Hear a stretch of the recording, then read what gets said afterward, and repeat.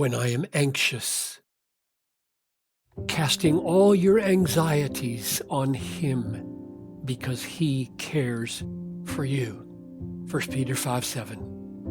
There is a promise suited to every sin you are tempted to commit and every form of unbelief that takes you off guard and makes you anxious. For example, when I am anxious about being sick, I battle unbelief with the promise, many are the afflictions of the righteous, but the Lord delivers him out of them all. Psalm 34:19. And I take the promise with trembling, knowing that suffering produces endurance, and endurance produces character, and character produces hope, and hope does not put us to shame, because God's love has been poured into our hearts through the Holy Spirit who has been given to us. Romans 5:3-5. When I am anxious about getting old, I battle unbelief with the promise, even to your old age I am He, and to gray hairs I will carry you. I have made and I will bear, I will carry and will save. Isaiah 46:4.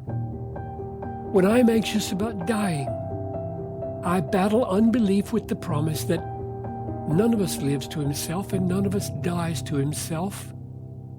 For if we live to the Lord, and if we die to the Lord.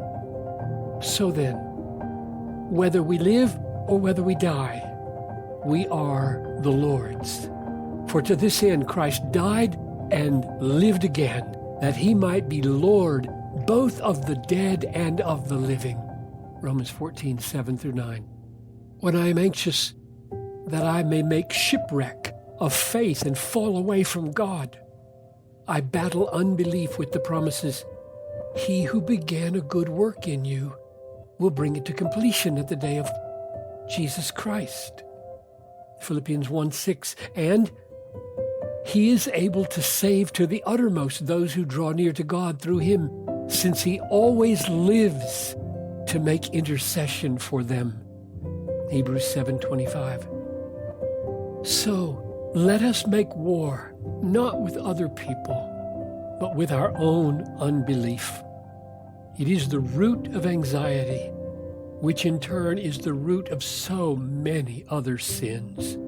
So let us fix our eyes on the precious and very great promises of God. Take up the Bible, ask the Holy Spirit for help, lay the promises up in your heart, and fight the good fight to live by faith in future grace.